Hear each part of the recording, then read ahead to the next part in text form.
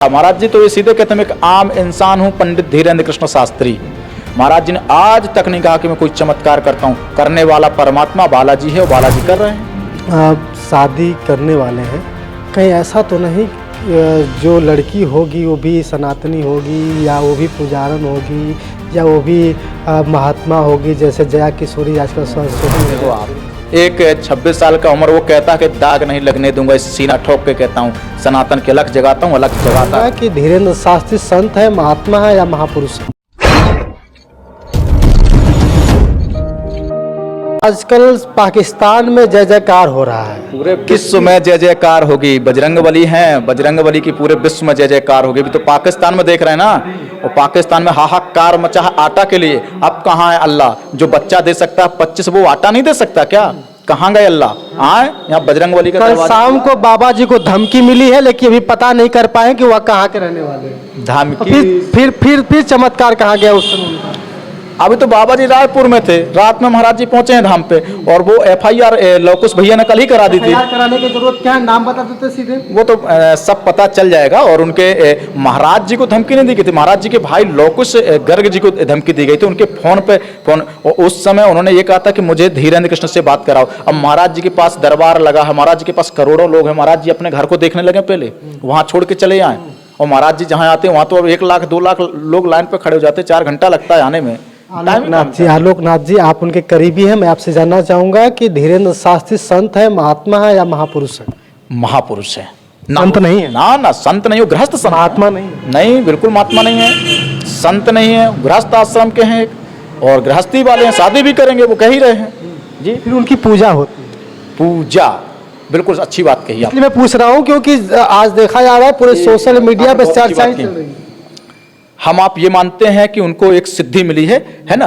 और आप गौतम बुद्ध जी को जानते होंगे, सिद्धार्थ गौतम बुद्ध जी, बचपन का नाम उनका सिद्धार्थ था, ठीक है। उनको किसके नीचे सिद्धि मिली थी? बरगद के नीचे। मानते कि सिद्धि मिली थी? ज्ञान प्राप्त किया था उन्होंने, ज्ञान प्राप्त किया था ना।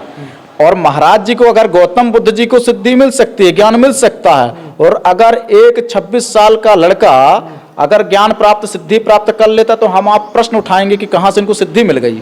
तो ये तो दूसरी मानसिकता। बाबा जी कहते हैं कि मैं भीख भी मांगा हूं। अगर उन्होंने कहा कि भिक्षाटन मैंने किया है तो ब्राह्मण का कर्म है, और भिक्षाटन किया तो कोई गलत नहीं किया है। तो भीख मांगते बात भी चमत्कारी होना सही है? बिल्कुल।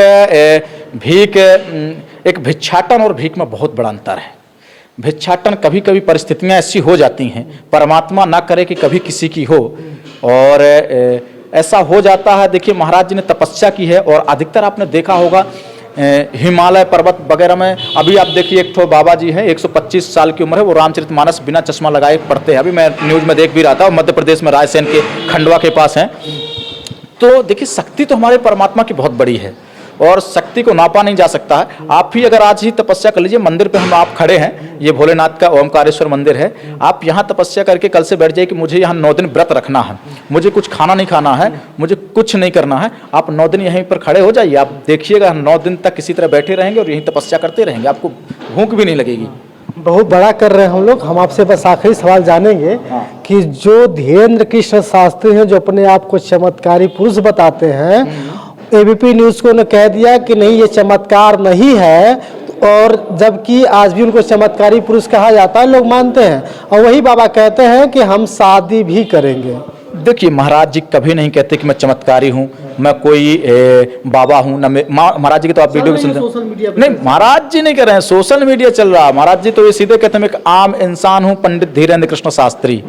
महाराज जी ने आज तक नहीं कहा कि मैं कोई चमत्कार करता हूँ। करने वाला परमात्मा बालाजी है, वो बालाजी कर रहे हैं, और बालाजी बिल्कुल करेंगे। और हनुमान जी की सिद्धियों को, अष्ट सिद्धि नवनिधि के दाता, इनको कौन जान सकता है? बाबा जी शादी भी करने वाले? बिल्कुल करना ही चाहिए। भगवान श्री राम ने की है, भगवान श्री कृष्ण ने की है शादी। हमारे यहाँ एक से एक महापुरुष हुए हैं, मर्यादा पुरुषोत्तम श्री राम ने शादी की। तो जब भगवान श्री राम ने शादी की, जिनके हमारे आदर्श हैं, तो अगर महाराज जी उन्हीं का प्रचार कर रहे हैं तो शादी क्यों नहीं करनी चाहिए? गृहस्थ जीवन में रहना चाहिए, अच्छी बात है। कोई कल के दिन कोई गलत मानसिकता तो नहीं लगा सकता। जो लोग कहते हैं आसाराम बनेंगे, राम रहीम बनेंगे, अरे उनको तो शर्म करना चाहिए। क्या यार इनसे तुलना करते हो आप? एक 26 साल का उम्र, वो कहता है कि दाग नहीं लगने दूंगा, इस सीना ठोक के कहता हूँ सनातन के अलग जगाता हूँ, अलग जगाता रहूंगा। क्या चाहिए?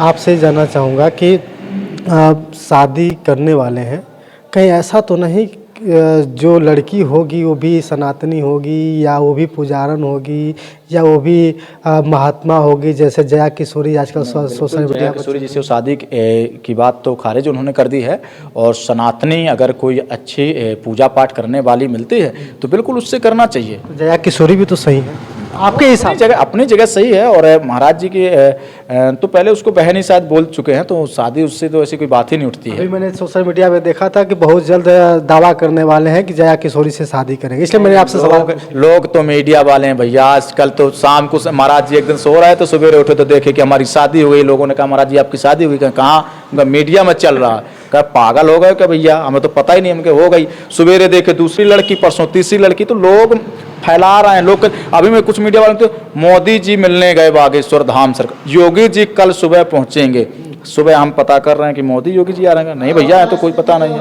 तो ये स्थितियां बन जाती हैं, क्या किया जाएगा? मतलब जितने भी खबरें चल रही हैं बस ये तो लोगों की मानसिकता है ऐसी, और चलाते रहेंगे। लोगों को इसमें पढ़ना नहीं चाहिए, लोगों को सत्यता जाननी चाहिए। आखिरी सवाल ये है कि जो पर्ची निकलती है, पर्ची निकलने से उस पहले से लिखा होता है कि आप लाइन लगाइए, तो पर्ची जब निकलती है तो तुरंत निकलती है, तो सबकी क्यों नहीं निकलती? देखिए अब 1 करोड़ आदमी बैठेंगे अगर, तो 1 करोड़ लोगों को संभव नहीं ना है।